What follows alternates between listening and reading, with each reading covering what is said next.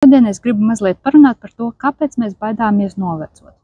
Lai gan mūsdienās vecāku gadagājumu cilvēki atkal sāk tikt uzskatīt vairāk kā vērtība, tomēr cilvēki ar pieredzi un gudrību un pensiju arī vairāk sāk uzskatīt kā labi nopelnītu atpūtu, un ka tad ir iespēja, ja pietiek naudas, protams, tad ceļot un darīt, iegūt tā kā brīvību no darba. Bet joprojām mēs baidāmies novecot. Kāpēc mēs baidāmies? Atbildē vienā vārdā būtu iztēle. Un tas, ka mums nepatīk tas, ko mēs sev iztēlojamies. Šī iztēle mums rodās no pirmām kārtām jau pašiem bailēm, ka nevarēsim vairs darīt to, ko gribam, daudz kam būs par vēlu, nebūs vairs brīvības un nedrīkstēs vairs dzīvot kaut kādu iemeslu dēļ laimīgu dzīvi, un kaitas būs ikdienas neatņēmama sastāvdaļa, ko mums parāda arī apkārtējie piemēri. Ļoti iespējams, ka novecot ir briesmīgi, un šīs kaitas būs visu laiku būs jāsūdzās un jāstaigā pie ārstiem, jādzer ļoti daudz zāles. Vismaz Latvijā, piemēram, tā ir ļoti, ļoti daudz pensionāri. Un tad, protams, nepalīdz arī šie visādi smadzeņu scenāriji. Piemēram, kad es novecošu, es nevienam vairs nebūšu vajadzīgs, es nevienam nepatikšu tāds vecs un krunkains, man vairs nebūs vērtības.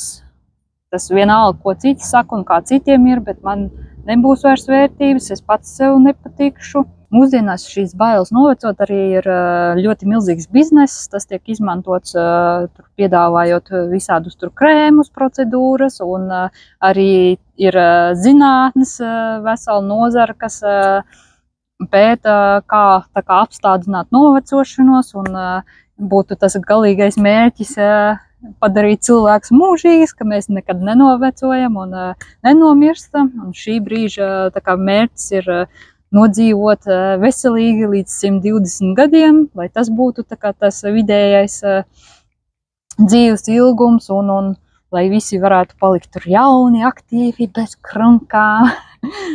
Tie ir tādi galvenie iemesli, kāpēc mēs baidāmies. Protams, kādam varbūt arī kāds cits, bet tad pāris ieteikumiņi, kā no manas puses, kā mazāk baidīties par šo. Pirmkārt, atcerieties par to, kā zinātnieki ir atklājuši, mums iedzimtas ir tikai divu veidu bailes. Viena ir no nokrišanas, un otrā ir no pēkšņiem skaļiem trokšņiem. Pārējās visas ir iegūtas dzīves laikā. Tad viens ieteikums būtu pameklēt, kur tieši tu esi iegūs šīs bailes novecot, un tad piestrādāt ar šo iemeslu un cēloni. Pastrādāt var izmantojot arī tīri bezmaksas kaut kādas hipnozes vai meditācijas, kas ir pieejamas internetā.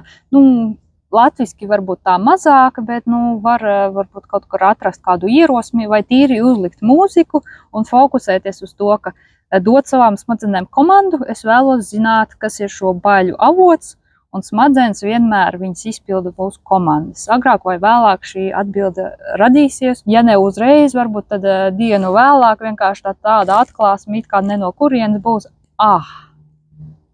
Man bail tā iemesls. Un meditācijas un hipnozes, protams, arī ne tikai atrod šo īsto iemeslu individuālo, bet arī ļauj palaist vaļā.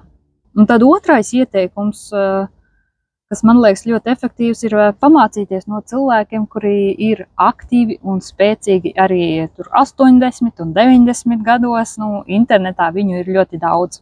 Tagad video visur sataisīti, un viņi ir gandrīz kā sensācija, jo tiek pētīts, kā ilgāk un aktīvāk labāk dzīvot. Var paskatīties, kā viņi dara, pamācīties, paskatīties, ko es varu paņemt no šī cilvēka, uzskatiem, ieradumiem, lai labāk novecot. Un kā viens ļoti gudrs vīrs vārdā Bērs Goldmans reiz teica, ka novecošana un vecums ir tikai attieksme. Viņš tur vēl 70, tuvojoties 80 gadiem vēl mācījās jaunas lietas, darīja pavisam, ko iepriekš nebija darījis.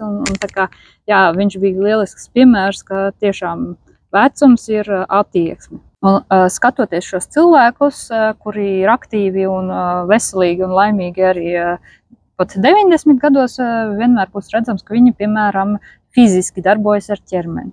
Tad, ja mums ir, teiksim, iestrādāts uzskats, tu paliec vecāks, tad tu esi super trausls, tev vajag vispār nekustēties, nolīst, neko nedarīt, tad īstenībā mūsu ķermenim ir nepieciešams pilnīgi pretējais.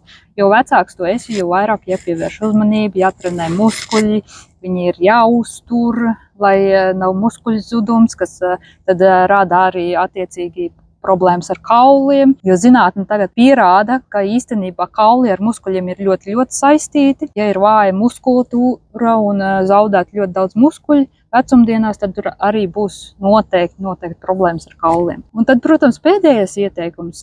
Jau tagad, vienalga, kāds ir tavs vecums, sāc izdarīt izvēles, kas nodrošinās nākotnē, turpmākajos gados daudz labāku veselību un ļaus pensiju un visus turpmākos gadus pavadīt ar aizrautību.